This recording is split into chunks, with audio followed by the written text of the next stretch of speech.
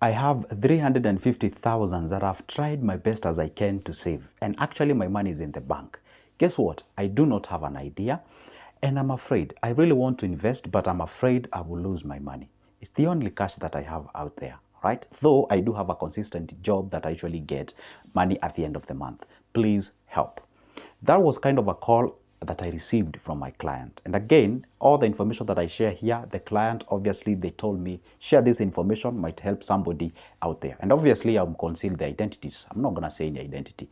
So probably you have the same situation that that client of mine was in, all right? So what exactly can you do? And what has actually made this individual to have this amount of money, but they do not have an idea of where they can actually invest? And probably, guess what? You might have maybe not this amount of money, maybe less than this, or maybe more than this. The point is this, you would love to invest because obviously you know at the back of your head, hey, my money is being eaten away by the inflation, and investing is the only way that I can achieve the financial freedom. But you do not have an idea. You do not even know where to start.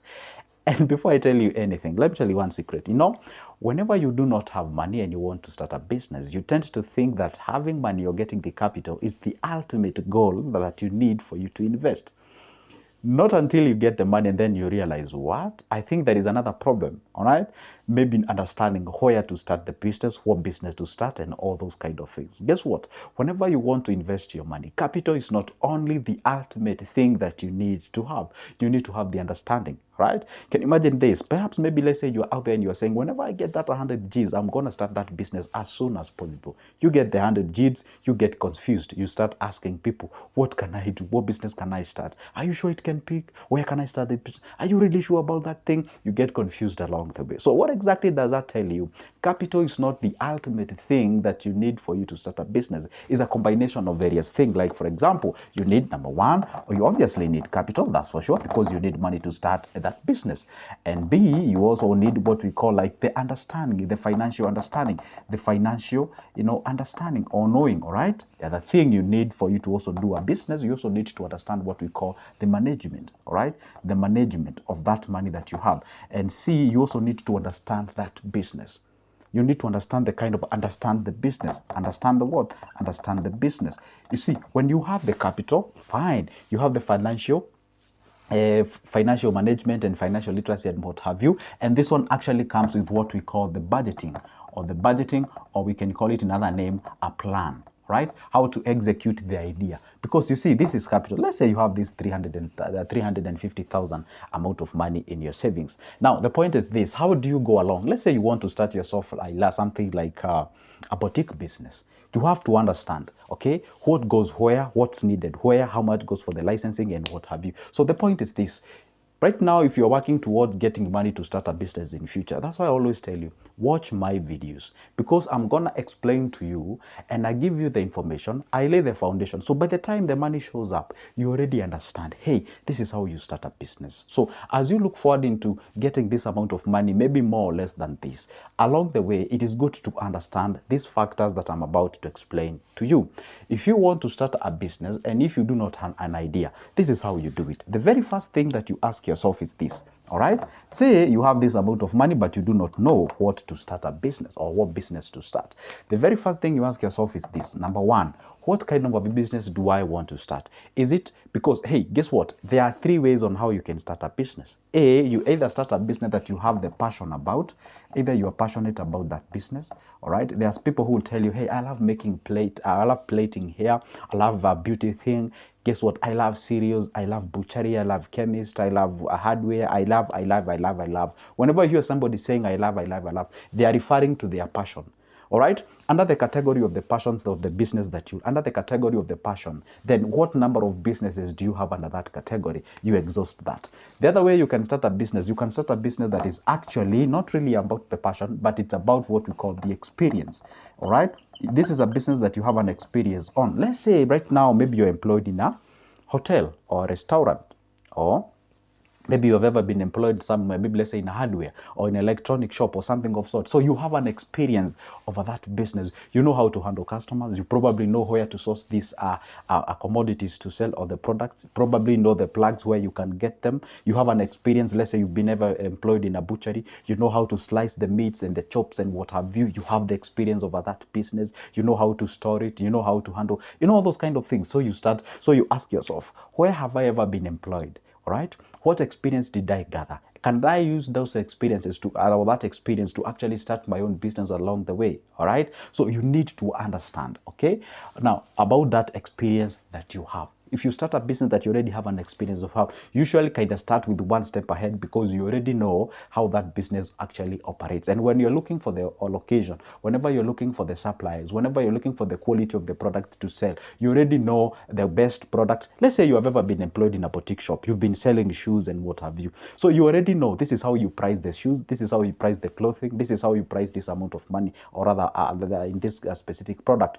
And the reason as to why you're actually using that strategy to price your product, maybe you're based by the quantity, maybe you're basing it that by the quality of that specific product. So you already have an experience over that business. And I always tell people, hey, guess what? Starting a business that you have an experience on is one step ahead. For example, let's say you out there, you have ever been employed, let's say in electronic shop, electronic and electrical shop, and you have all the experiences about that running that business, and then you get some money, all right, and then you go out there and you go start a butchery.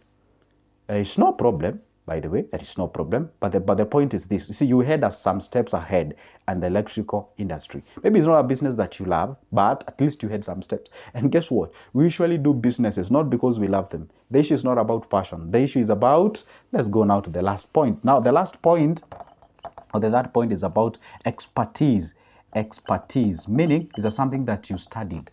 You have an expertise on that business. Let's say you want to do like something like a financial consultancy. You either did something to do with finance, or you have something related to the finance in terms of the real life. Or maybe let's say you want to do something to do with doctor. You want to open a hospital. You're already a doctor. Let's say you want to open a chemist. You're already a pharmacist. Let's say you want to open a pastry bakery place. They already know how to do the pastry, the bakery thing. You can bake things and all those kind of things. All right. Let's say you want to start a gym. You are a gym instructor. Let's say you want to teach yoga. You know yoga. You have an expertise on that area. So if you can start a business based on your expertise, what you studied or what you understand, all right, you can start a business based on the experience where you have ever been employed. You can start a business that you're passionate about. But guess what? All these three things in combination, they sum up to one thing. And this is why I want you to pay very good attention. All these three things, all right? Hey, my pen is trying to sema haki yake. All these three things actually sum up to what the ground dictates. Ground dictation. What does that mean? You may decide to start a business based on the three areas that I've talked about, but where you come from, the location of that specific business, what does it dictate? You might come from a place whereby, you want to start a business based on your experience. You want to start either of the three things, but where you are, and then either of these three things, you fall up to starting, let's say you want to start something like serious business, all right? Serious business. But where you're starting in that location, everyone is a farmer, all right? Everyone in that area is a farmer. Probably they already have their own products. So who's going to be your customer? All right? So sometimes it's good to sometimes go ahead and ignore this area and start that business that you know, hey, this is what's going to sell. For example, you might come from a place whereby constructions are really booming in that area. You can get yourself into supplying sand. You can get yourself to supplying sand, stones, metals or grills or what have you. But it's a business that you have never done. But actually that business will do good in that location that you are. And remember, this is what we always say. Only a fool does not change his mind. You're supposed to be flexible in this life of the entrepreneurship. You have to look at what is selling. I don't think there is anybody who is passionate about sand. I don't think there is anybody who is passionate about stones and what have you. You're not passionate about these things, but it's making you cash. You get into it, you do the business. Maybe you realize that, hey, these guys need some mood in that area where they're constructing. You get into the mood. Maybe you realize this area area, hey, these guys need some, maybe let's say most of this area where I live, there are a lot of farmers who needs like fertilizers, maybe, you know, what we call the agrovet kind of a business. You go ahead and start the agrovet, okay? Or maybe where you come from is near an institution. This guy need beauty products. They need food. You get to the food industry. Maybe you have never even been employed for a food industry. Maybe you are a nurse. You get what I'm saying? So it's always good to make sure that you don't confine yourself to the three things or confine yourself to only passion or maybe experience or expertise. Sometimes it's good to, you know, kind of shelf all that what you understand to look what actually is selling out there. And by that time, you won't get yourself confused. Because the reason as why this wonderful individual here is getting confused is because you really don't understand what exactly is best fit for you. It's always good to know one thing. Hey, capital actually solves one of the many problems when you want to start a business, because you can have the capital. By the way, have you ever tried to, can you imagine this? Let's say you've not built your house yet and you live in a rental houses. Have you ever tried to migrate from where you live to a different place? How long did it take you to get yourself a house? Really takes time. You have to track, you have to walk, you have to consult, you have to consider some factors, the water, the electricity, the what do you call, the convenience to your job and all those kind of things. Can you imagine this? This is a place that you're looking for you to just live. And here we are talking of a place that you're looking for you to start a business, to make up money out of the place. And I want you to see the difference. So it means that if you only concentrate on getting the capital and disregard all other factors, then you'll get the money and then you get stuck. You don't know even what to do. You don't know what next step to take. And that's the way people get confused and they get this amount of money stuck in their banks and they're over consulting people. Now, the other mistake that people do is to over consult. You go to people, ask them, hey, what business can I start with this amount of money? You tell them, hey, I'm thinking of starting a barbershop. They tell you, where? That can never pick it up because I tried mine, never worked, and all those kind of things. So when you're consulting, try to avoid over consultation. It's always good to make sure the information that you gather is quite appropriate, right, and that can actually go ahead and help you whenever you're starting a business. But you know what, guys? Consider all those factors. Disregard the information when people say, hey, you really have to start that what you're passionate about, do that what makes you happy, and all those kind of things. In businesses, that's not what we say. You can do something that makes you happy but does not make other people happy. And then, you know, it's not about you, it's about them. The money that you want is in their pocket, not in your pocket. You're not the customer to your business.